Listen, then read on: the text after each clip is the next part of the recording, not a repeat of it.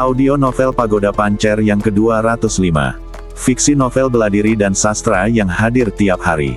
Novel dilanjut. Guntur hitam itu bagaikan air terjun yang menyambar dengan kekuatan dahsyat. Merasakan kekuatan dahsyat yang keluar dari penguasa Shen Xiao Yinlei, si Fuchong merasa terkejut sekaligus cemas. Dia berteriak dengan keras, "Hentikan dia!" Raung!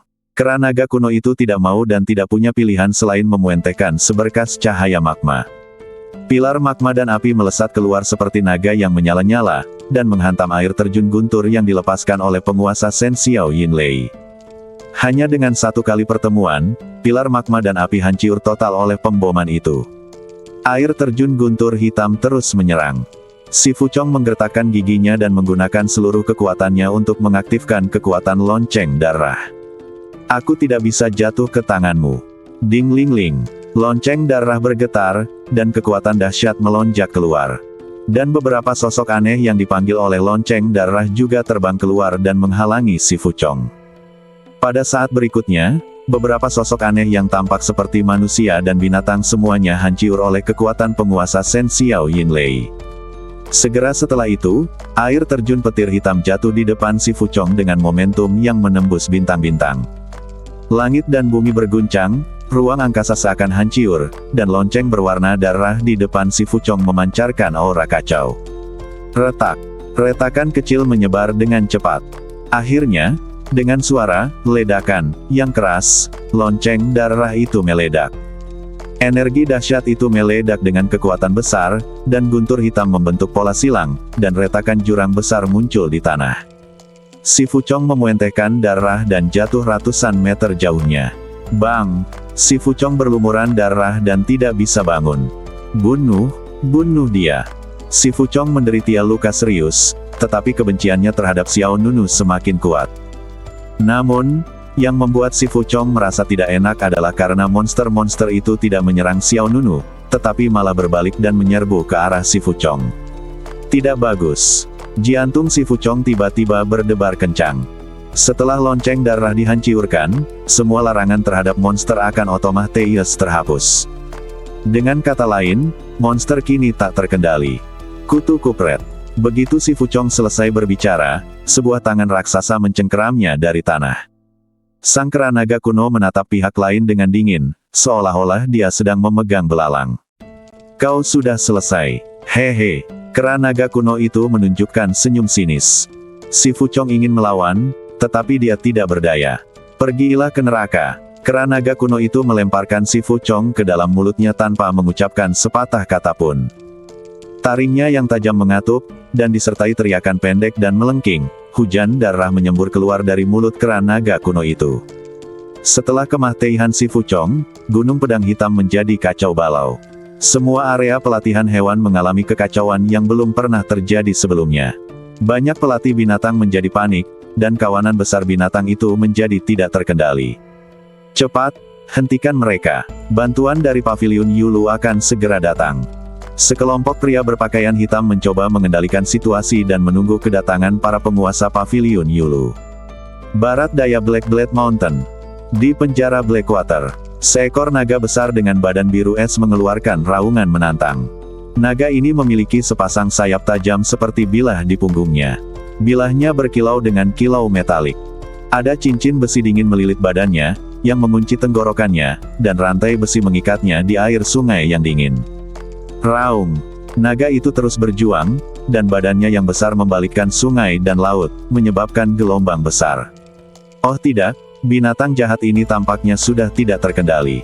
Beberapa pelatih binatang yang menjaga penjara Blackwater tampak gelisah. "Cepat dan beritahu Tuan Muda." Namun, sebelum ada yang bisa bereaksi, mata naga es bersayap besi memancarkan cahaya dingin, dan kemudian aura pembunuh yang mengerikan keluar dari badannya. "Pembatasan pada badanku telah hilang. Penjara air hitam ini tidak bisa lagi menjebakku." Naga es bersayap besi berbicara dalam bahasa manusia. Duar. Ada kilatan petir dan guntur di langit di atas Jiuxiao. Naga es bersayap besi bergetar hebat. Dalam sekejap, rantai besi di badannya putus satu demi satu, dan cincin besi yang melilit lehernya hancur. Juga patah oleh cakarnya. "Sobeklah. Aku, naga es bersayap besi, bebas." Raung.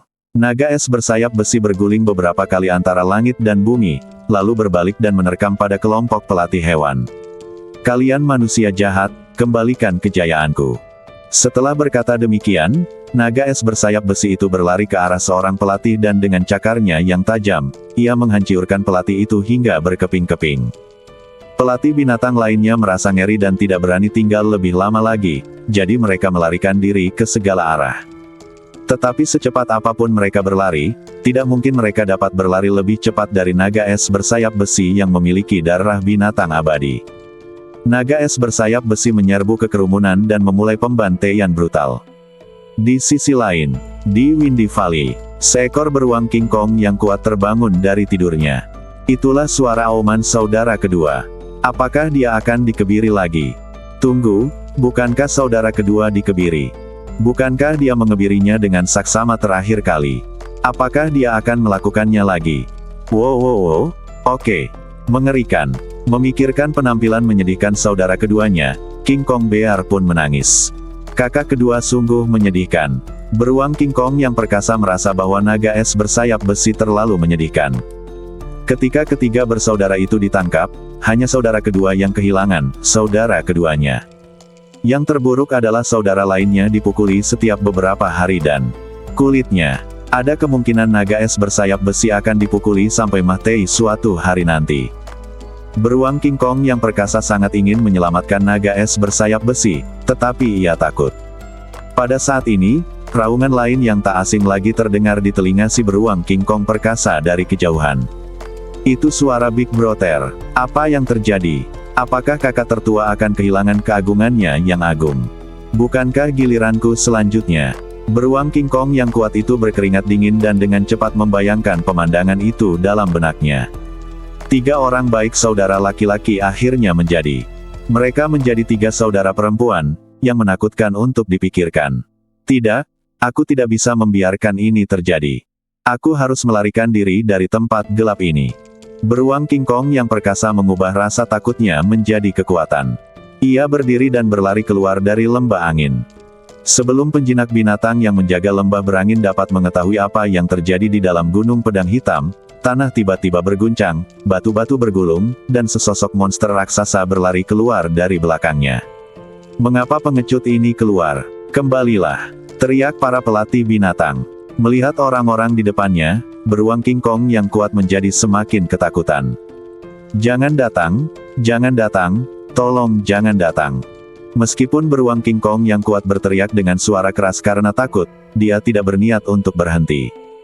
Menghadapi si beruang Raja Kong yang perkasa, dia menamparkan kerumunan yang bergegas mendekat, dan pemimpinnya dipukuli hingga babak belur di tempat. Semua orang tercengang. Apa yang sedang terjadi?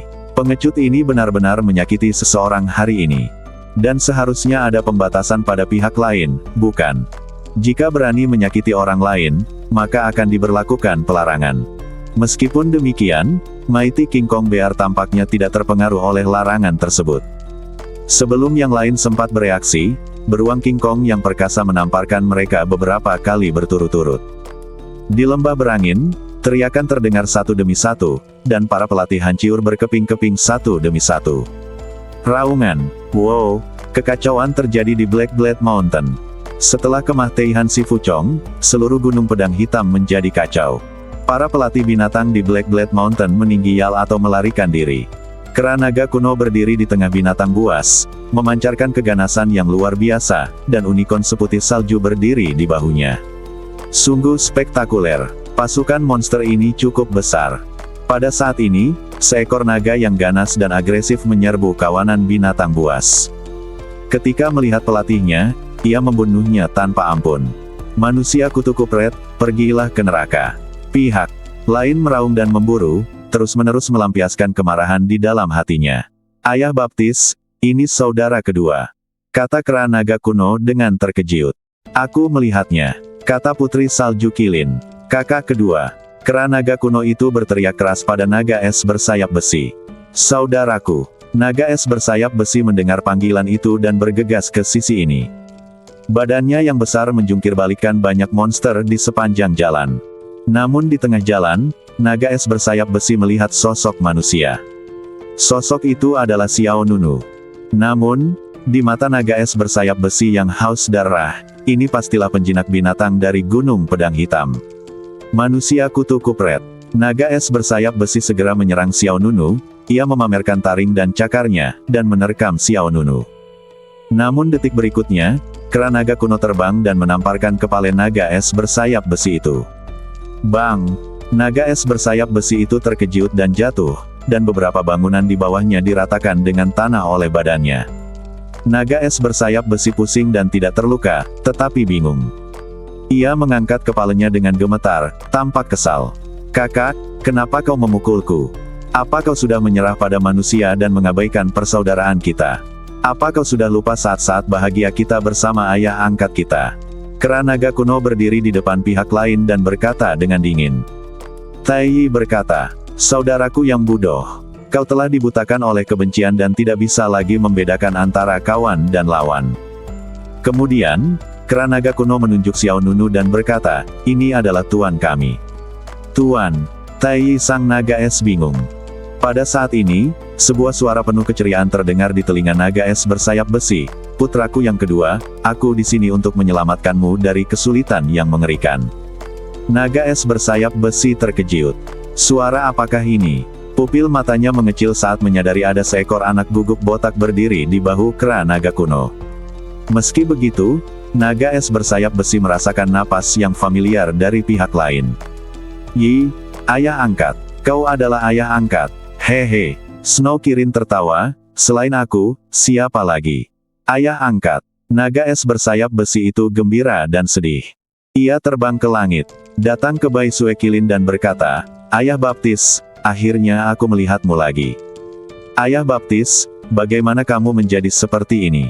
Bai Suekilin menjawab dengan tenang, ini cerita yang panjang, aku tidak akan mengatakannya. Pada saat itu, bumi mulai berguncang, duar-duar-duar, dan seekor beruang raksasa terlihat berlarian secara acak. Ia berlari dan menangis. Tolong, jangan ke sini. Hewan-hewan di dekatnya ketakutan dan berlarian panik. Mustahil untuk berlari lebih cepat darinya, apalagi melewatinya. Yang ketiga, kata kera naga kuno. Kilin salju memiringkan kepalanya. Apa rangsangannya? Kera naga kuno menggelengkan kepalanya. Selalu seperti ini. Naga es bersayap besi berkata, aku akan menariknya kembali. Kera naga kuno berkata, aku akan pergi. Kau tidak bisa menahan kekuatannya. Segera, kera naga kuno meletakkan kirin salju di sebuah menara dan berkata, Ayah Baptis, kau dan paman tinggal di sini dulu. Aku akan pergi dan membawa yang ketiga, kakak kembali. Pergi. Hati-hati, lihat posturnya, satu tamparan darinya akan membuat kepalamu patah. Snow Kilin memperingatkan. Bai Suekilin sangat menyadari kemampuan ketiga putra angkat ini. Jika kita hanya berbicara soal kekuatan, Mighty King Kong Bear sudah pasti yang terkuat. Kami mengerti. Kemudian, kera naga kuno dan naga es bersayap besi mengejar beruang King Kong yang perkasa. Sambil berjalan, mereka berbicara satu sama lain, kakak, apa yang baru saja kau katakan? Manusia itu adalah bosnya. Ya, konon katanya dia adalah kakak baru yang diakui oleh ayah baptisku. Sial, kakakku ayah baptisnya telah berubah. Dia begitu agung. Kirin salju yang agung, tak tertandingi, bijaksana, dan kuat. Bagaimana mungkin dia mengakui manusia sebagai kakak laki-lakinya? Pasti ada yang salah. Aku harus meminta klarifikasi nanti. Diamlah, bodoh. Kenapa haruskah aku meminta nasihatmu tentang apa yang telah dilakukan ayah baptisku sepanjang hidupnya? Menunggu penjelasan. Jika kau membuatnya marah, kau akan menderita. Aku salah. Naga es bersayap besi segera mengakui kesalahannya. Melihat punggung kera naga kuno yang gagah dan mendominasi serta naga es bersayap besi, Snow Kilin tampaknya mempunyai sesuatu dalam pikirannya. Anak-anak sudah dewasa semua. Xiao Nunu merasa sedikit lucu ketika mendengar ini. Jika itu adalah kondisi Snow Kilin sebelumnya, itu tidak akan menjadi masalah besar, tetapi kuncinya adalah dia terlihat terlalu lemah sekarang. Jadi ketika saya mengatakan ini, saya merasakan ketidakpatuhan yang tak terlukiskan. Kemudian, Snow Kilin menatap Xiao Nunu. Dengan begitu banyak monster, apakah kau ingin memanfaatkan mereka? Xiao Nunu mengangkat matanya sedikit dan menatap Bai Suekilin. Trik apa yang kau miliki? Bai Sue Qilin terkekeh. Ngomong-ngomong, paviliun Yulu akan segera hancur. Aku punya ide yang bisa mempercepat kehancurannya. Xiao Nunu tidak bisa menahan rasa penasarannya. Tindakan mengejutkan apa lagi yang akan dilakukan orang ini? Tanpa menunggu Xiao Nunu bertanya, Snow Qilin melakukan beberapa lompatan berturut-turut dan tiba di gedung tertinggi. Melihat ke arah gunung pedang hitam yang dipenuhi para monster yang menari-nari dengan liar, Qilin Salju berteriak keras, "Semua monster dan binatang buas dari seluruh dunia, silakan lihat ke sini." Tidak ada jawaban. Suara Snow Qilin tidak menimbulkan riak apapun. Ia terus berteriak, "Semuanya, harap diam dan dengarkan aku." Beberapa monster di dekatnya saling melirik dan berbalik. Panggilan. Angin sepoi-sepoi bertiup, dan sosok kurus Snow Qilin tampak sedikit sedih. "Kutu Kupret, beginikah caramu bermain?" Snow Qilin mengumpat, lalu menarik napas dalam-dalam, mengangkat kepalanya, dan meraung ke arah langit. Raungan. Qilin yang agung dan mendominasi meraung dan mengguncang gunung dan hutan. Dalam sekejap, semua monster tersambar petir, dan ketakutan memenuhi mata mereka. Xiao Nunu juga sedikit terkejut. Snow Qilin terlihat memancarkan cahaya ilahi berwarna perak di sekujur badannya. Meskipun ukurannya kecil, garis keturunannya yang kuat menekan semua binatang buas, membuat mereka ketakutan. Kota Yanhuo, Paviliun Yulu. Masa yang datang meminta penjelasan pun semakin beringas. "Si Boyu, Qiao Wei, jangan pengecut, cepat keluar dari sini. Pil yang kau jual sudah menyebabkan begitu banyak masalah bagi kami, apakah kau tidak berniat untuk bertanggung jawab? Karena kau tidak ingin keluarlah, lalu kita hancurkan Paviliun Yulu."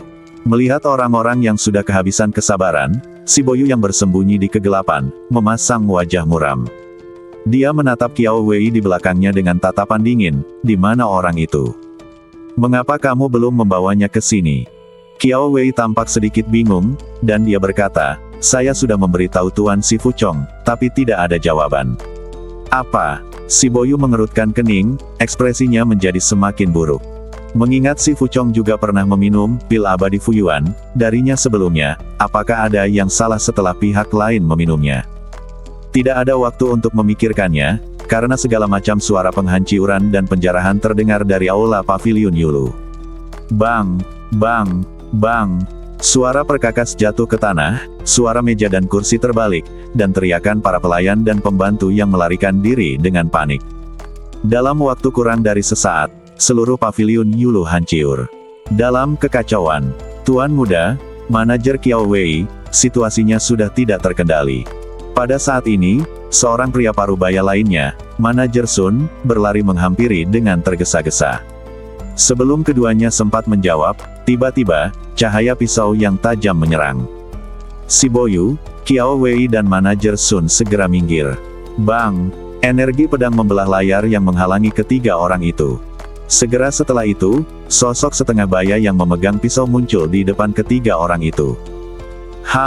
Jangan pikir aku tidak bisa menemukanmu hanya karena kau bersembunyi di sini." Pada saat yang sama, yang lain juga menemukan si Boyu dan Qiao Wei. Swiss, Swiss, Swiss. Serangkaian sosok segera menyerbu keluar dan menghalangi si Boyu dan yang lainnya. "Jadi, kalian di sini. Si Boyu, Qiao Wei, apa yang kalian lakukan? Kalian benar-benar menjual obat palsu kepada kami. Serahkan penawarnya dengan cepat, atau aku akan merobohkan Paviliun Yulu milikmu." Api hendak meledak dari mata semua orang. Qiao Wei segera berkata, "Jangan khawatir, semuanya, tolong percaya pada kami." Percayalah pada kami, aku menghabiskan 2 juta batu abadi untuk membeli ramuan itu, tetapi setelah memakannya, tingkat kultivasiku menurun. Aku mengembalikan batu abadi itu. Ya, kamu akan memberiku kompensasi 10 kali lipat jika produk itu palsu. Dan kamu juga akan memulihkan kultivasi kita. Semua orang menjadi semakin bersemangat. Pesona Qiao Wei sama sekali tidak berguna saat ini. Mereka juga menawarkan kompensasi 10 kali lipat untuk barang palsu. Kami telah menjual begitu banyak pil Fuyuan Xian akhir-akhir ini sehingga bahkan jika kami mengosongkan seluruh Paviliun Yulu, itu tetap tidak akan cukup untuk memberi kompensasi kepada kami. Qiao Wei berusaha sekuat tenaga membujuk mereka, "Semuanya, silakan kembali dulu. Kami pasti akan memberikan jawaban yang memuaskan." Karena kejadian itu terjadi tiba-tiba, tidak ada solusi khusus. Qiao Wei hanya bisa meminta semua orang untuk kembali dulu dan tunggu sampai Xiao Nunu ditemukan. Kembalilah dan cari solusinya. Tetapi bagaimana mungkin semua orang bersedia pergi? Jangan mencoba menunda waktu. Aku katakan padamu, jika ini tidak diselesaikan hari ini, tidak ada yang bisa pergi.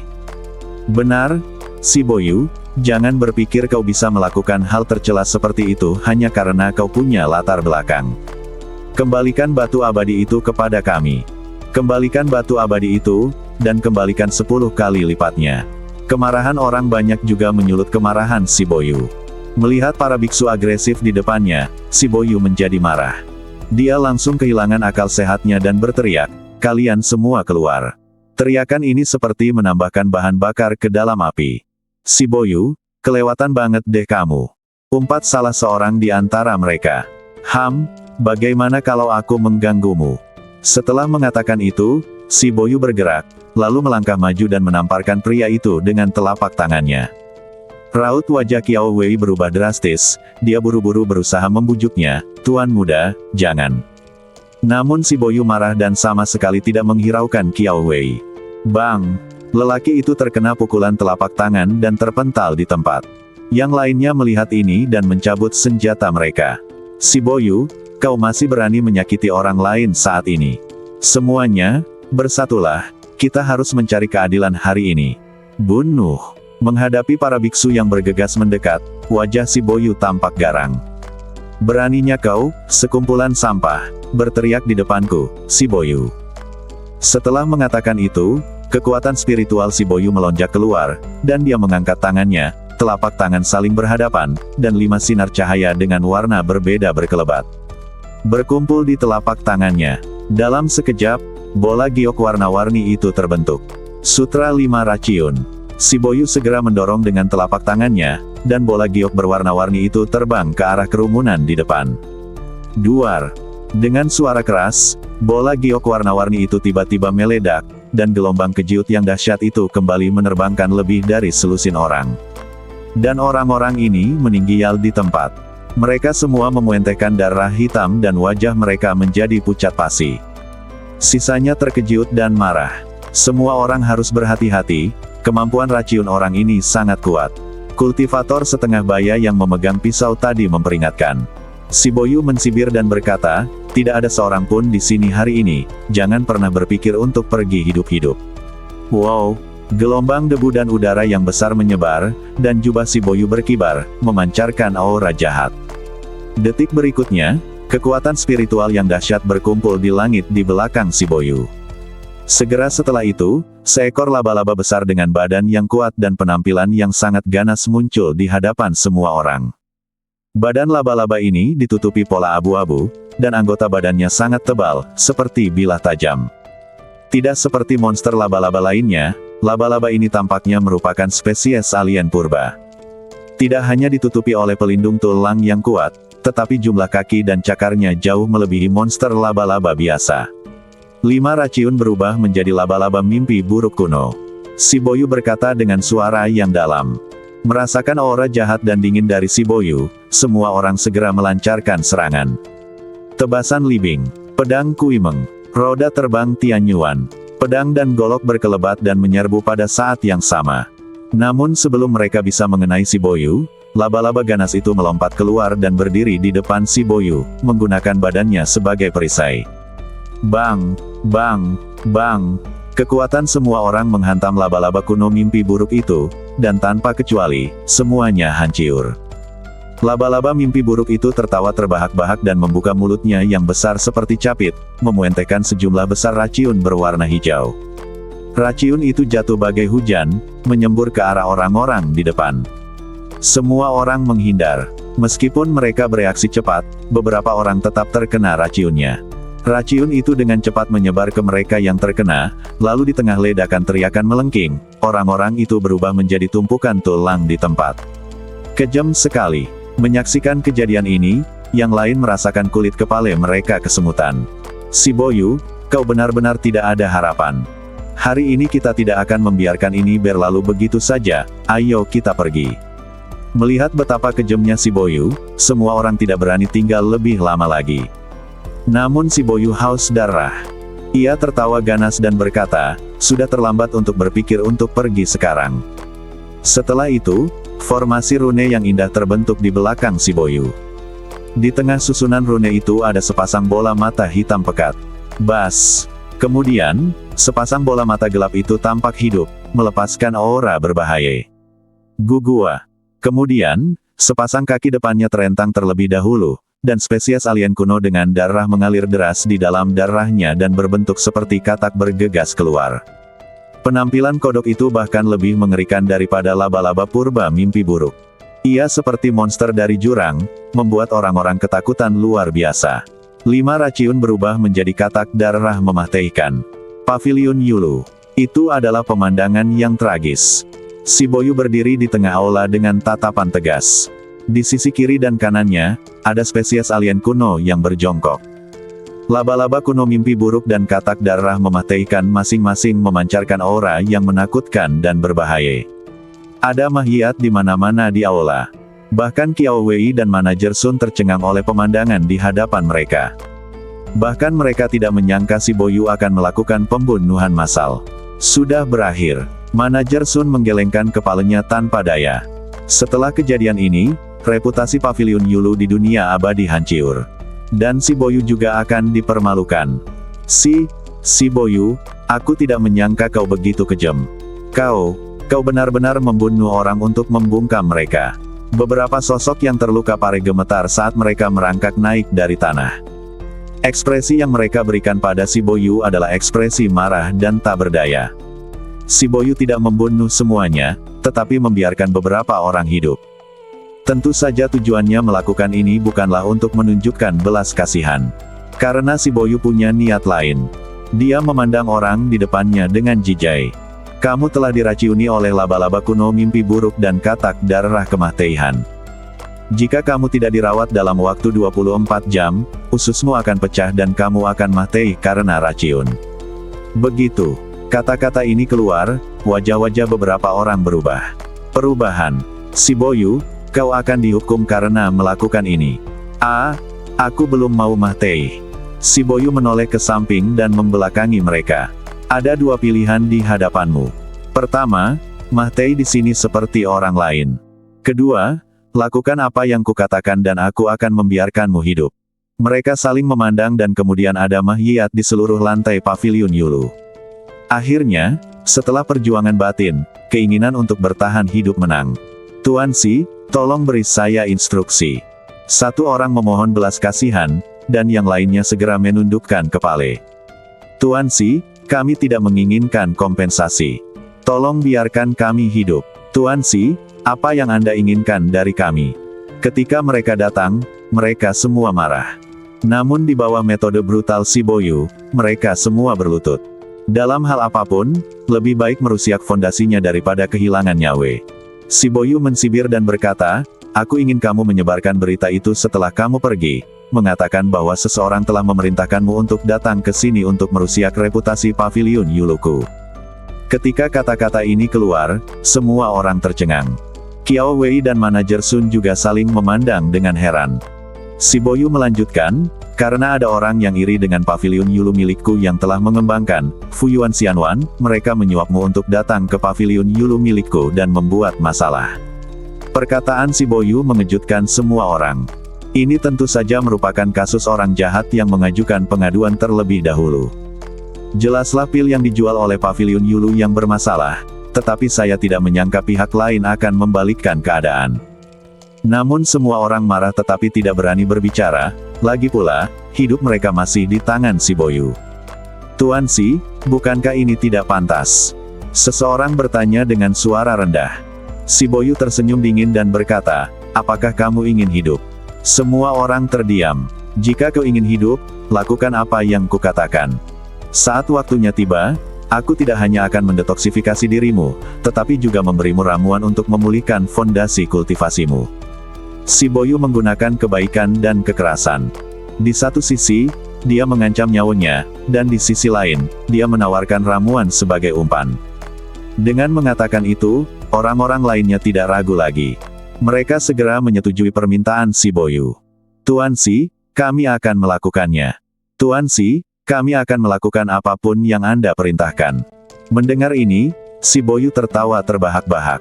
Dia mengangkat tangannya dan berkata, pergilah. Aku tidak ingin mendengar berita buruk tentang Paviliun Yulu.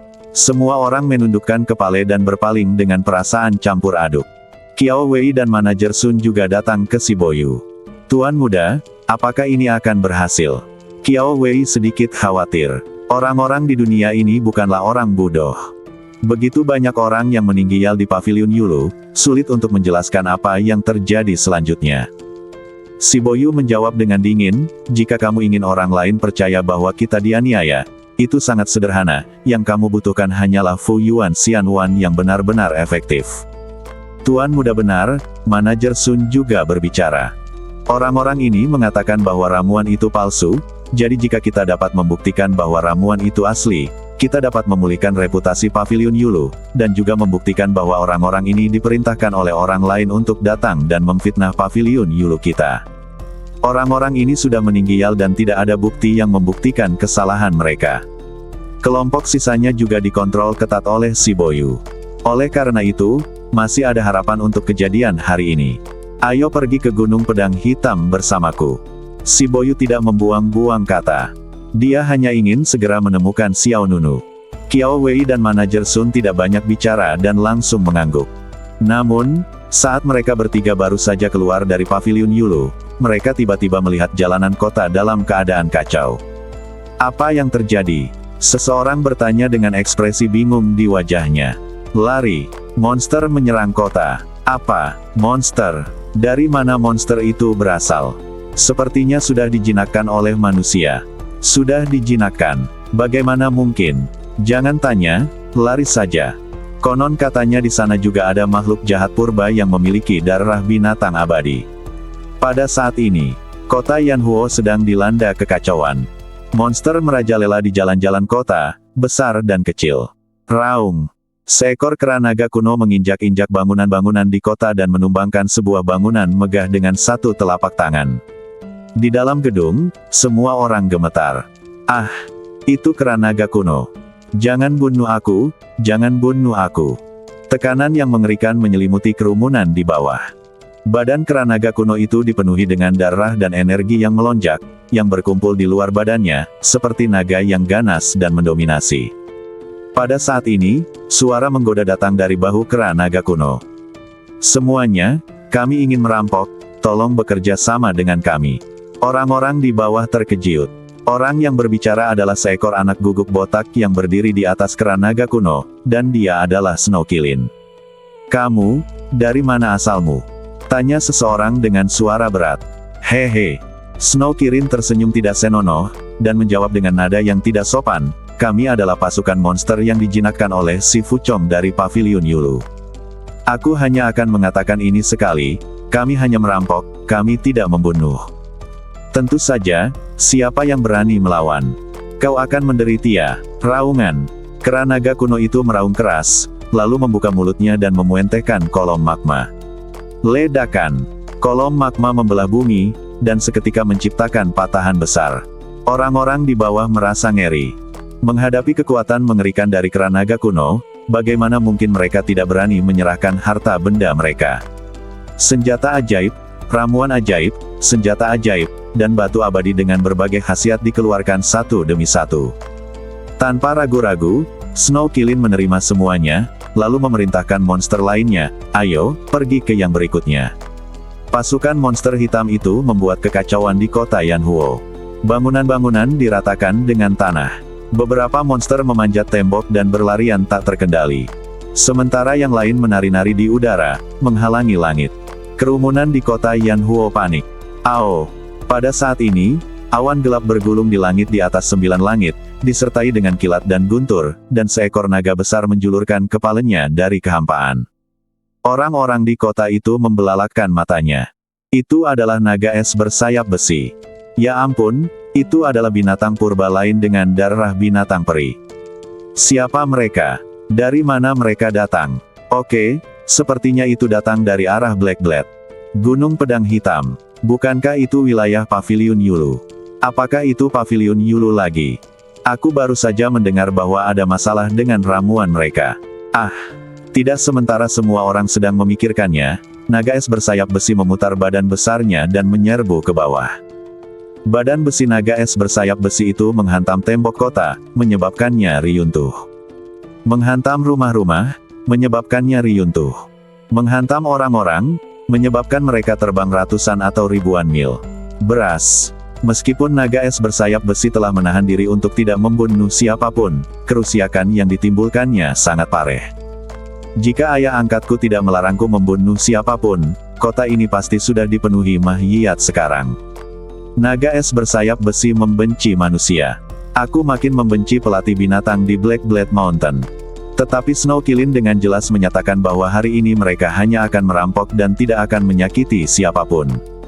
Oleh karena itu, naga es bersayap besi relatif terkendali. Ledakan. Bangunan tinggi mewah lainnya ditabrak oleh naga es bersayap besi, dan kerumunan di dalamnya berlarian dengan panik. Tentu saja masih ada ahli di kota Yanhuo. Menghadapi monster yang menyerang kota, banyak orang yang cepat melangkah maju. Binatang jahat, berhentilah bersikap lancang. Seorang pria berpakaian putih sambil memegang pedang terbang keluar. Lelaki itu menyerbu ke arah naga es bersayap besi dan memperlihatkan ilmu pedangnya yang dahsyat. Teknik pedang 1000 bayangan. Pedang panjang di tangan pria itu meledak dengan cahaya pedang yang tak berujung. Dalam sekejap, aliran energi pedang mengalir keluar seperti hujan badai, langsung menuju naga es bersayap besi. Naga es bersayap besi itu penuh dengan penghinaan. Ia menggunakan kekuatan fisiknya untuk menahan energi pedang di langit. Bang, bang, bang. Cahaya pedang melesat ke naga es bersayap besi, dan gelombang pedang yang kacau meledak di antara langit dan bumi. Kerusakannya tidak cukup, apakah kau menggelitikku? Naga es bersayap besi menerobos hujan pedang di depannya dan menekan cakarnya yang tajam ke arah pendekar pedang berpakaian putih itu. Kultivasi pendekar pedang berpakaian putih itu tidak rendah. Dia berada di level semi-abadi dengan 8 tulang abadi.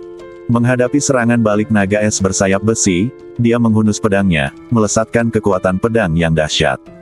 Kekuatan pedang ini, bagaikan air terjun emas, menghantam cakar naga es bersayap besi secara langsung. Kedua kekuatan itu saling bertabrakan, dan gelombang energi berbentuk nebula meledak di antara langit dan bumi. Detik berikutnya, naga es bersayap besi terbang mundur, dan pendekar pedang berpakaian putih juga menjauh. Dasar binatang buas, kekuatanmu sungguh kuat. Pendekar pedang berpakaian putih itu terkejut. Kemudian, dia memutar pedangnya dan aura pedang berputar di luar badannya. Sepertinya aku harus menganggapnya serius. Saat pendekar pedang berpakaian putih itu hendak menggunakan jurus pamungkasnya, terdengar suara gemuruh seperti teriakan. Jangan ganggu adik keduaku, dia sudah sangat menyedihkan. Kalau kau ingin memukulnya, pukul aku juga. Setelah mengatakan itu, hembusan angin yang sangat kencang datang. Sebelum pendekar berjubah putih itu bisa bereaksi, sebuah cakar beruang besar menghantamnya dengan keras. Bang, bang, bang. Kekuatan mengerikan itu bagaikan bintang yang meledak. Pendekar berpakaian putih itu bagaikan meteor, menghantam 5 bangunan dalam sekejap, dan akhirnya jatuh dengan keras ke tanah. Bang! Kerikil dan debu beterbangan di mana-mana, dan tanah langsung amblas menjadi lubang besar. Pendekar berpakaian putih itu tergeletak di dalam lubang, berdarah-darah dan dengan ekspresi ketakutan di wajahnya. Kamu! Yang menarik perhatiannya adalah seekor beruang raksasa sebesar gunung. Meskipun beruang raksasa itu sangat agung dan kuat, ia terlihat pengecut. Ia mendatangi pendekar pedang berpakaian putih, menjulurkan cakarnya, dan berkata dengan nada takut-takut, "Bertarung, rampok, serahkan semua harta karun padamu." Mendengar ini, pendekar pedang berpakaian putih itu meludahkan 2 suap darah lagi. Perampokan. Apakah saya mendengarnya dengan benar? Sekelompok monster kuat bergegas ke kota Yanhuo untuk merampok. Siapa yang mengirimmu ke sini? Tanya pendekar pedang berbaju putih sambil berdarah. Beruang King Kong yang kuat itu menjawab dengan lemah, "Jika aku memberitahumu, apakah kamu akan dengan jujur menyerahkan harta karun itu?" Tanpa menunggu pendekar pedang berjubah putih itu menanggapi, naga es bersayap besi itu bergegas turun dan berteriak, "Kau terlalu banyak bicara omong kosong." Beruang King Kong yang perkasa buru-buru berkata, serahkan harta karun itu dengan cepat, atau kau akan dibunuh. Pendekar pedang berjubah putih itu aku terdiam. Karena dipaksa oleh situasi saat ini, dia dengan berat hati membuang tas penyimpanannya. Beruang King Kong yang perkasa itu meraih tas penyimpanan dan berkata, "Terima kasih atas kerja samamu. Tahukah kamu, itu cukup sopan. Pergilah ke tempat lain," desak naga es bersayap besi. Oh, beruang King Kong yang perkasa itu berbalik dan pergi. Setelah berjalan beberapa langkah, ia menoleh ke arah pendekar pedang berbaju putih dan berkata, "Paviliun Yulu mengirim kami ke sini." Setelah itu, beruang King Kong yang perkasa itu pergi ke suatu tempat kalau tidak. Pendekar berpakaian putih itu tergeletak di tanah, merasa marah dan jengkel, tetapi luka-lukanya begitu parah sehingga dia bahkan tidak bisa berdiri. Paviliun Yulu lagi. "Si Boyu, apakah kamu benar-benar melanggar hukum? Di kota Yanhuo, semakin banyak kehancuran yang terjadi. Si Fuchong tidak pernah membayangkan bahwa pasukan monster yang telah susah payah dijinakkannya benar-benar akan menyerbu kota Yanhuo untuk merampok. Dan itu bernama Paviliun Yulu." Pertarungan sengit terus berlanjut di kota itu. Sebagian orang melarikan diri, sebagian lagi melawan, tetapi menghadapi serangan monster yang direncanakan sebelumnya, hampir tidak ada yang bereaksi tepat waktu.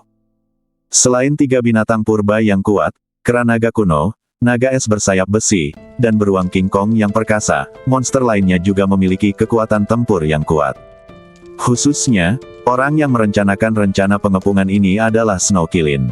Mengandalkan garis keturunan binatang abadi yang tak tertandingi, semua pasukan binatang iblis mematuhi perintahnya.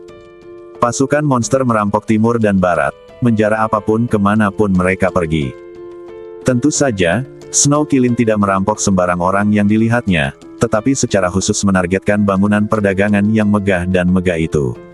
Ada sejumlah besar harta karun dan batu abadi di tempat perdagangan ini. Kekacauan dengan cepat menyebar ke seluruh kota. Pintu masuk Paviliun Yulu, Si Boyu, Qiao Wei, dan manajer Sun semuanya bingung. Mereka tidak tahu apa yang sedang terjadi. Namun, orang-orang di jalan mengatakan bahwa Paviliun Yulu lah yang memerintahkan pasukan monster untuk menyerang kota. "Tuan muda, apa yang terjadi?" Manajer Sun tidak dapat menahan diri untuk bertanya. Si Boyu berteriak dengan marah, "Kamu tanya aku, siapa yang harus aku tanya?" Manajer Sun ketakutan mendengar teriakan ini. Qiao Wei bertanya dengan ragu-ragu, "Apakah itu perintah dari Tuan Si Fuchong?" Si Boyu berkata dengan dingin, "Kecuali kalau dia gila." Qiao Wei tidak berani bertanya lebih lanjut. Memang, kecuali si Fuchong gila, dia tidak akan memanggil pasukan monster Gunung Pedang Hitam untuk menyerang kota Yanhuo. Saat monster menduduki semakin banyak tempat, orang-orang di wilayah pusat kota Yanhuo melarikan diri kemana-mana. Si Boyu berkata dengan suara berat, "Ayo, ikut aku melihat ke depan." Ya, Qiao Wei dan manajer Sun mengangguk setuju. Tetapi pada saat ini, cahaya pedang emas yang sangat tajam tiba-tiba jatuh seperti bulan sabit dan menebas ke arah ketiga orang itu. Wajah si Boyu berubah, dan dia dengan cepat berteriak, "Minggir." Begitu dia selesai berbicara, energi pedang yang mengerikan membelah bumi. Si Boyu dan Qiao Wei bubar tepat waktu, tetapi manajer Sun tidak dapat menghindarinya dan langsung terbelah dua. Si Boyu dan Qiao Wei sama-sama terkejut, terutama yang terakhir, wajahnya langsung pucat pasi. Lalu, suara main-main terdengar. "Kita mau kemana, Kakak Si? Mau kemana, Kakak Si?" Sebuah suara jenaka terdengar di telinga mereka, dan raut wajah Si Boyu dan Qiao Wei pun berubah. "Saya melihat seorang pemuda yang menawan dan anggun dengan temperamen yang halus berdiri di puncak menara di hadapanku. Xiao Huhen." Mata Si Boyu dipenuhi dengan niat membunuh. "Kau benar-benar melarikan diri." Qiao Wei juga sangat terkejut. Sekalipun dia sudah menduga kalau sesuatu telah terjadi di Gunung Pedang Hitam, dia tetap tidak dapat menahan rasa takutnya ketika Xiao Nunu berdiri di hadapannya. Xiao Nunu memegang pedang pada sudut tertentu dan menatap mereka berdua. Apakah pil itu enak? Akan lebih baik jika dia tidak menyebutkannya. Begitu pil itu disebutkan, kemarahan membara di mata Si Boyu. "Kutu kupret, apakah kau sudah merencanakan sesuatu terhadapku?" "Hahaha." Xiao Nunu tertawa puas, "Bagaimana kau bisa mengatakan bahwa aku sedang merencanakan sesuatu terhadapmu? Jelas kau yang punya niat jahat dan mengirim orang untuk mencegatku di luar kota Yanhuo. Diam, teriak si Boyu. Qiao Wei kemudian bertanya, di mana Tuan Si Fuchong? Apa yang kau lakukan padanya? Pasukan monster dari Gunung Pedang Hitam menyerang kota, dan Xiao Nunu muncul di sini lagi. Jelas bahwa sesuatu telah terjadi pada Si Fuchong. Tapi apakah dia hidup atau mati? Itulah yang Qiao Wei pedulikan. Xiao Nunu mengangkat sudut mulutnya sedikit dan berkata, tentu saja. Dia sudah mati. Kata, mati, membuat si Boyu sulit mengendalikan niat membunuh di dalam hatinya. Hari ini aku pasti akan memotongmu menjadi beberapa bagian. Bunuh, ledakan. Saat kata-kata itu terucap, si Boyu mengeluarkan kekuatan spiritual yang besar, dan dia terbang ke arah Xiao Nunu untuk menyerang. Telapak tangan surgawi 10.000 raciun. Kabut beraciun berwarna biru muncul di telapak tangan si Boyu, dan dia menamparkannya ke arah Xiao Nunu. Xiao Nunu bersiap dan mengayunkan pedang di tangannya. Pedang pembantai surga, penghukum surga. Dentang. Energi pedang menjadi liar, dan kekuatan pedang badai seperti giroskop meletus ke depan. Duar. Kedua kekuatan itu bertabrakan, dan kekuatan telapak tangan yang besar dan cahaya pedang yang tak terbatas meledak di antara langit dan bumi.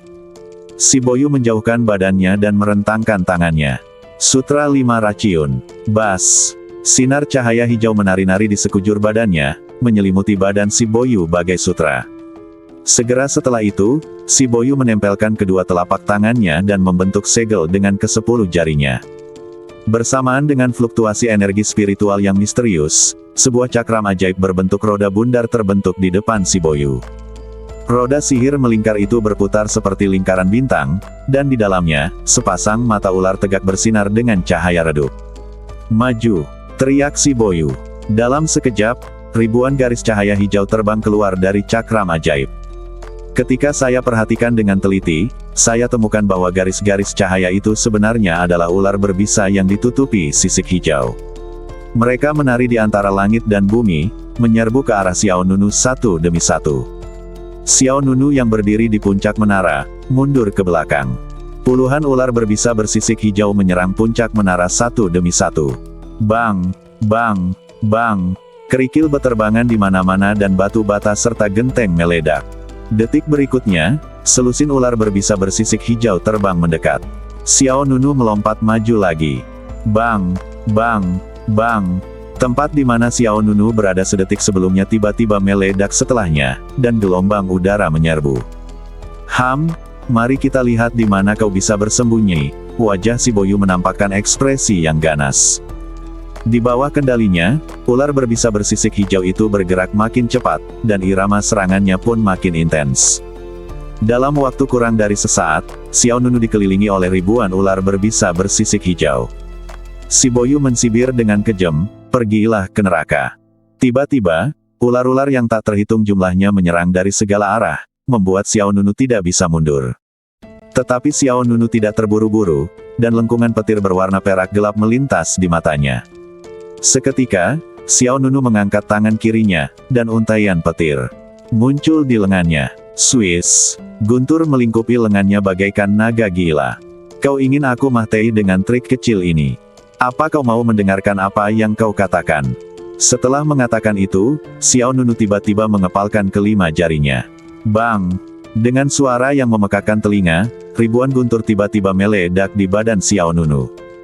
Gemuruh guntur itu bagaikan bilah-bilah pedang bersinar yang tak terhitung jumlahnya, dan kemanapun ia pergi, ruang angkasa seakan riuntuh. Semua ular berbisa bersisik hijau di dunia punah disambar petir. Apa itu? Si Boyu terkejut. Qiao Wei juga menunjukkan banyak keterkejutan. Pihak lain benar-benar menguasai kekuatan guntur. Tidak heran pihak lain bertukar begitu banyak batu peri atribut guntur di pavilion Yulu. Di atas kehampaan, jaring guntur yang dahsyat terhampar. Kemudian, Xiao Nunu menjentikkan jari pedang tangan kirinya, dan dengan aliran udara yang memotong, ledakan petir dengan daya tembus yang mengerikan melesat keluar. Swiss! Guntur yang gelisah meraung seperti sekawanan burung, dan si Boyu langsung menembakkan ledakan petir ini. Terkena kekuatan. Duar! Petir itu meledak, memekakkan telinga. Lingkaran sihir rolet hijau di depan si Boyu tiba-tiba runtuh, dan dia juga mundur. Tuan muda, Qiao Wei mendatangi si Boyu dengan sedikit khawatir. Wajah yang terakhir dingin, matanya penuh dengan niat membunuh. Keluar dari sini. Dia menatap Xiao Nunu dengan tajam. Aku mengakui bahwa kamu memiliki beberapa kemampuan, tetapi itu hanya sedikit. Hanya itu saja. Bang! Tiba-tiba, si ke-8 tulang abadi di badan Boyu diaktifkan, dan semua energi spiritual di badannya mulai beredar dengan cepat. Aku akan memberitahumu betapa menyedihkan akibatnya jika kau mengacau denganku. Bas! Sebuah lingkaran sihir yang luar biasa mengembang dari bawah badan si Boyu, dan kemudian 5 warna cahaya dan bayangan yang berbeda muncul dari lingkaran sihir tersebut. Ujungnya menjulang ke langit. 5 sinar cahaya berputar di sekitar si Boyu. Pada saat yang sama, garis-garis misterius muncul di badan si Boyu. 5 bentuk beraciun, laba-laba kuno mimpi buruk. 5 bentuk beraciun, kodok darah mematikan. 5 bentuk beraciun, kelabang bermata 100. 5 bentuk beraciun, ular setan bertanduk hijau. 5 bentuk beraciun, ular setan bertanduk hijau. Bentuk beraciun, setan hantu hebat. Keluar, bang, bang, bang, bang, bang. 5 aura mengerikan dan dingin menyerbu ke medan perang, dan 5 makhluk kuno yang mengerikan dan sangat beraciun tiba-tiba muncul di samping si Boyu. Kelima makhluk beraciun ini semuanya adalah spesies alien purba dengan penampilan yang mengerikan. Masing-masing tidak hanya berukuran besar, tetapi juga terlihat sangat ganas. Hei, mari kita lihat apa yang kau miliki untuk melawanku. Si Boyu menunjuk Xiao Nunu dan memberi perintah untuk membunuh. Sekarang, 6 lawan 1. His. 5 makhluk beraciun kuno itu langsung menyerbu ke arah Xiao Nunu tanpa mengucapkan sepatah kata pun. Yang bergerak paling cepat adalah kelabang bermata 100, yang tidak hanya memiliki 1000 kaki, tetapi juga memiliki 100 mata. Ratusan dari mereka berdesakan rapat di sekujur badannya, terlihat sangat mengerikan dan membuat bulu kuduk merinding. Kelabang bermata 100 itu melompat dan menyerbu Xiao Nunu terlebih dahulu. Badannya yang besar dan penampilannya yang ganas membuatnya tampak seperti monster dari neraka. Namun, ketika jaraknya kurang dari 10 meter dari Xiao Nunu, pikiran Xiao Nunu bergerak, dan kilat hitam tiba-tiba terbang ke langit dari belakangnya. Dan saat berikutnya, petir hitam jatuh dari langit lagi, dan mendarat dengan tepat di badan kelabang. Bang! Petir hitam yang tiba-tiba menghantam badan kelabang, dan yang terakhir jatuh dengan keras ke tanah, seperti dipaku dengan kuat menggunakan paku panjang, dan kekuatan dahsyatnya meninggalkan retakan dan bekas luka di seluruh tanah. Si Boyu dan Qiao Wei terkejut lagi. Saya melihat bahwa benda yang menusuk badan kelabang itu sebenarnya adalah penggaris hitam yang aneh. Penggaris besar itu memancarkan suasana misterius dan kuno.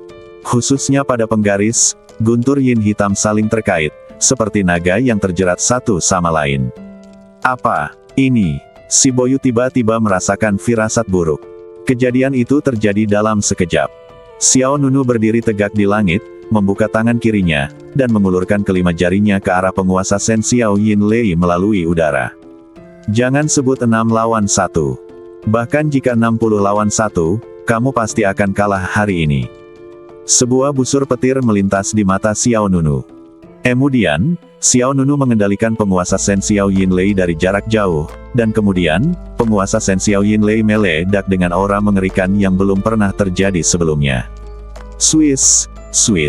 Saat Yin Thunder pada penggaris itu meledak, penggaris Shen Xiao Yin Thunder dengan cepat membesar. Hanya dalam sekejap mata, panjangnya tumbuh dari 2 atau 3 meter menjadi tinggi 100 meter.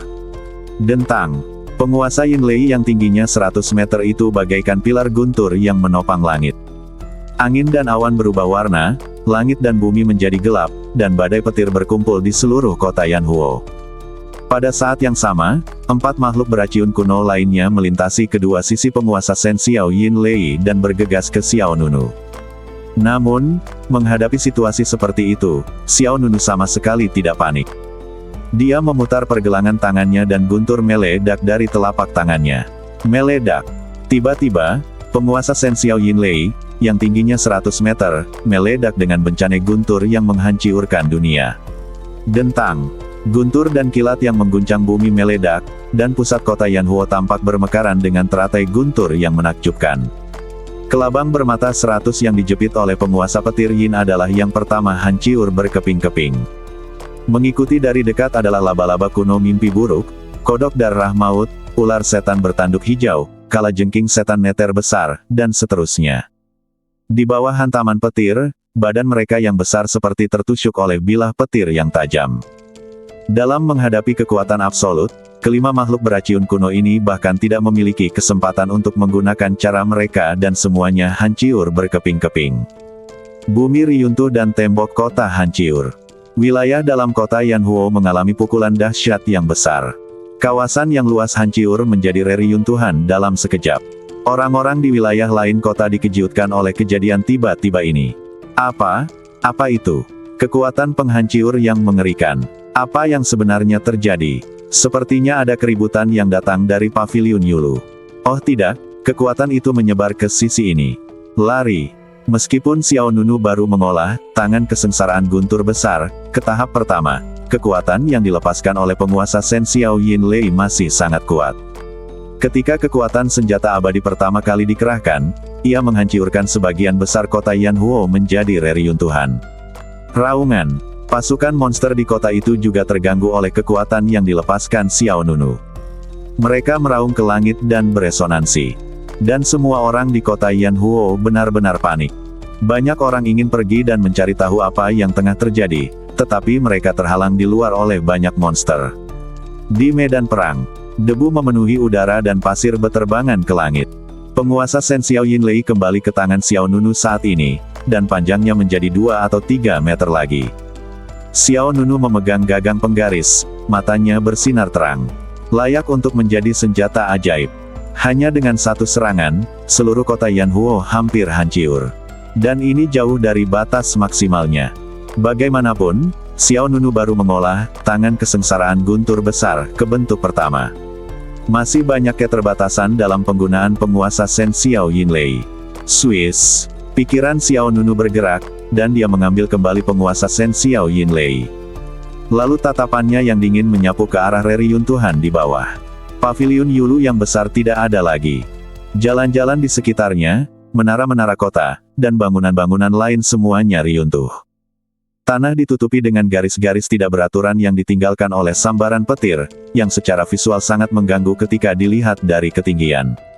Di antara reruntuhan itu, tampak dua sosok yang acak-acakan. Si Boyu dan Qiao Wei. Keduanya terluka parah, terutama Qiao Wei. Dia tidak bisa berdiri lagi. Dia berlutut dengan satu lutut di tanah, dan baju besi merah di badannya rusak 70 hingga 80%. Darah terus mengalir dari sudut mulut si Boyu, dan dia juga mengenakan baju besi hitam. Baju zirahnya juga rusak parah. Lagi pula, mereka berdua telah menjalankan paviliun Yulu selama bertahun-tahun, dan mereka memiliki banyak senjata ajaib yang dapat menyelamatkan nyawa. Tetapi meski begitu, ia tidak dapat menghindari kerusakan berat akibat hantaman kekuatan penguasa Shen Xiao Yin Lei. Siapa kamu? Si Boyu menatap Xiao Nunu dengan tak percaya. Itu, senjata abadi. Senjata abadi. Mendengar dua kata ini, Qiao Wei yang berada tidak jauh darinya, tiba-tiba mengecilkan pupil matanya. Mula-mula dia menatap si Boyu dengan heran, lalu menatap Xiao Nunu.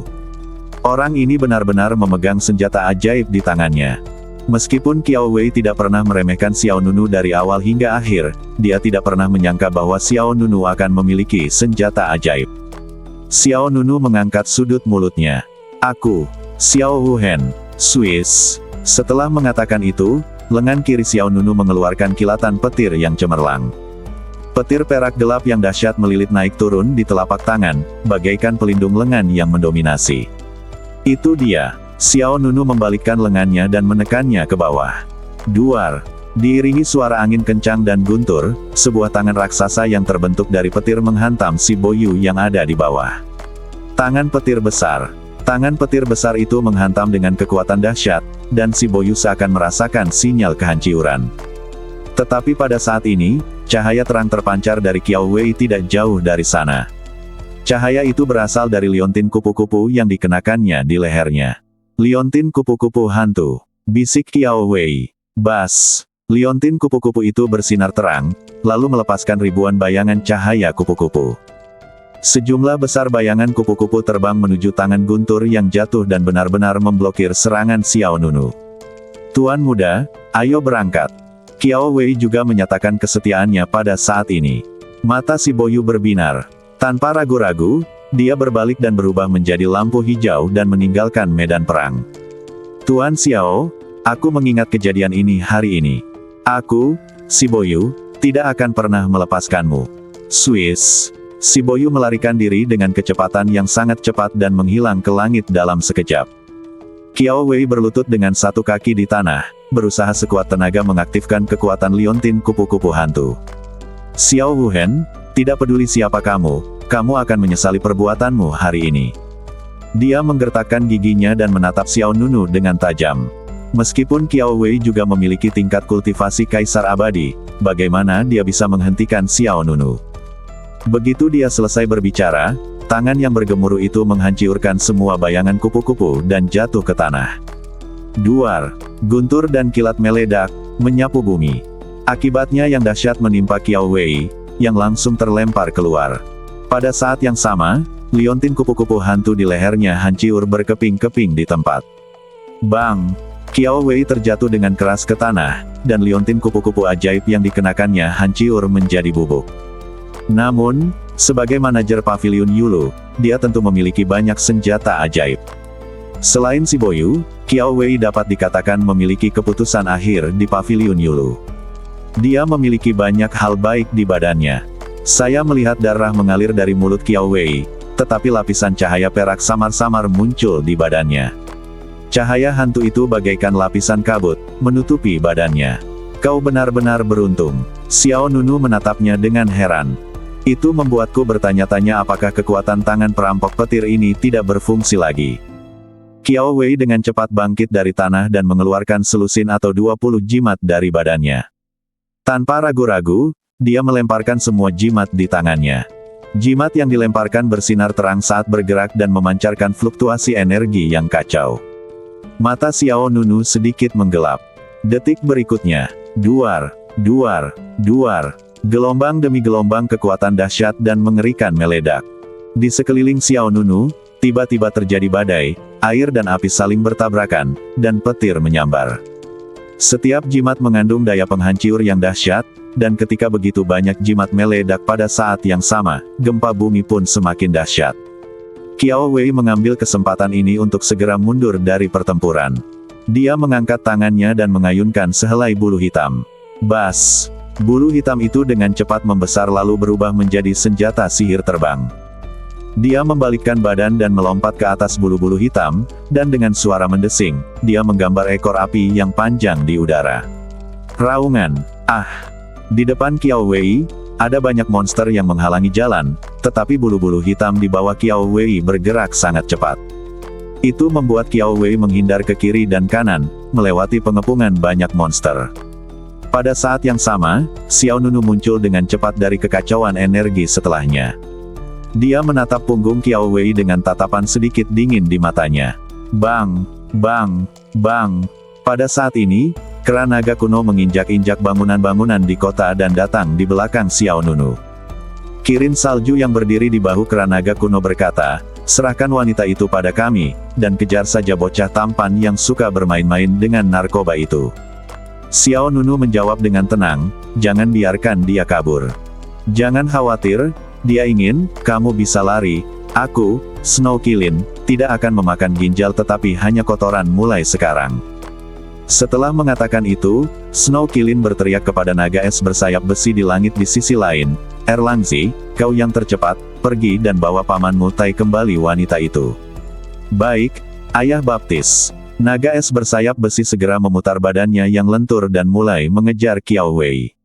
Di luar kota Yanhuo, si Boyu, yang berharap mendapat kesempatan bertahan hidup, melarikan diri dengan cepat. Kutu kupret Xiao Wuhen, aku tidak akan pernah melepaskanmu. Wajah si Boyu tampak garang dan matanya penuh amarah. Namun pada saat itu, asap hitam mengepul tanpa peringatan apapun. Sebelum si Boyu sempat bereaksi, asap tebal menyelimuti dirinya. Si Boyu yang sedetik sebelumnya berhasil lolos dari jeratan hukum, tiba-tiba di penjara lagi. Apakah mereka mengejar? Si Boyu melihat sekeliling dengan panik. Lingkungan sekitar sepenuhnya tertutup oleh asap. Dalam sekejap mata, si Boyu kehilangan jalannya. Dia kebingungan dalam kabut dan tidak dapat membedakan timur dan barat. Reaksi pertama si Boyu adalah Xiao Nunu mengejarnya. Akan tetapi, jika Xiao Nunu, dia bisa langsung bertindak, tidak perlu main-main di sini. Tiba-tiba, sesosok yang kabur muncul dalam kabut.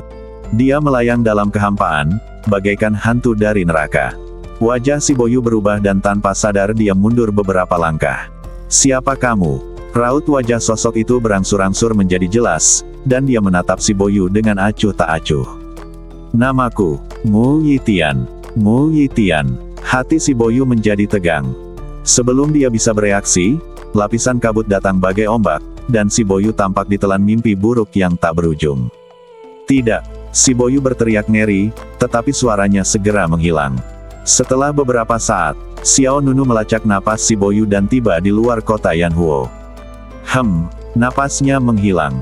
Xiao Nunu jatuh ke tanah, menatap kabut tipis di depannya dan merasa bingung. Sejak si Boyu melarikan diri, Xiao Nunu selalu mengunci napasnya. Tidak pernah terputus selama periode ini. Namun saat itu, nafas si Boyu tiba-tiba menghilang. Aneh. Xiao Nunu sedikit mengernyit. Dia berjalan menembus kabut yang bagai kain kasa tipis, memberikan kesejukan yang tak terlukiskan saat menyentuh kulitnya. Kemudian, Xiao Nunu mencari di sekitarnya sebentar, memastikan si Boyu tidak ada lagi di dekatnya, lalu kembali ke kota Yanhuo. Pada saat ini, kota Yanhuo telah sepenuhnya diduduki oleh monster. Sebagian besar penduduk kota sudah mengungsi. Xiao Nunu berdiri di panggung kota. Tak lama kemudian, Snow Kirin kembali bersama kera naga kuno dan naga es bersayap besi. Hehe, melihat Xiao Nunu, Bai Sue Qilin tersenyum tidak senonoh. Xiao Nunu menatap pihak lain tanpa ekspresi. Apakah dia melarikan diri? Ya, Bai Sue Qilin menjawab dengan pura-pura bodoh. Xiao Nunu mensibir. Snow Qilin buru-buru menjelaskan, "Jangan salahkan aku, salahkan Erlangzi, kamu bahkan tidak bisa mengejar wanita dengan kesehatan rendah." Kemudian, Snow Qilin menyalahkan Ti Bingjiao, "Erlangzi, bisakah kamu menjadi seorang wanita yang tidak memiliki kesehatan yang baik?" Sedikit lebih lembut, "Gunakan. Apakah kamu sengaja berpura-pura menjadi aku? Kamu ingin melihatku makan kotoran, kan? Aku katakan padamu, jika ayahmu makan kotoran, kamu hanya akan bisa makan sisa-sisanya di masa depan." Naga es bersayap besi menjawab dengan wajah pahit, "Ayah, jangan salahkan aku. Aku akan menyusulnya." Tetapi tiba-tiba kabut aneh muncul, dan wanita itu bergegas ke dalam kabut dan menghilang dalam waktu kurang dari 1 jam. Kutu Kupret, masih berani ngadu. Mau dihajar? Ayah, aku benar-benar tidak berbohong. Kabut itu aneh sekali. Dalam sekejap mata, napas wanita itu menghilang. Pembicara tidak disengaja, tetapi pendengar menanggapinya dengan serius. Ketika Xiao Nunu mendengar naga es bersayap besi menyebutkan, kabut aneh, gelombang kecil fluktuasi muncul di hatinya. Seperti si Boyu, Qiao Wei juga menghilang dalam kabut. Menghadapi penjelasan dari naga es bersayap besi, Kirin Salju mengabaikannya dan berkata, "Aku tidak peduli. Kau mengacaukan ini dan kau harus bertanggung jawab." Naga es bersayap besi menangis. Xiao Nunu berkata, "Lupakan saja, itu bukan urusannya." Hah! Hewan-hewan itu tidak dapat menahan diri untuk tidak melihat ke arah Xiao Nunu. Xiao Nunu menggelengkan kepalanya sambil berpikir, lalu berkata, "Lari saja." Meskipun dia gagal membunuh si Boyu kali ini, pihak lain tidak akan dapat menemukan apapun tentangnya untuk sementara waktu. Lagi pula, Xiao Nunu menggunakan identitas Xiao Wuhen. Hal yang paling mendesak adalah meninggalkan tempat ini. Apakah kita akan kembali? Snow Qilin segera mengganti topik pembicaraan. Xiao Nunu mengangguk. Ia melihat monster-monster di seluruh kota dan bertanya, "Bagaimana caramu menghadapi mereka?" Bai Sue Qilin berkata, "Kau tidak keberatan jika aku membawa mereka semua kembali ke Gunung Yinian?" Bersambung.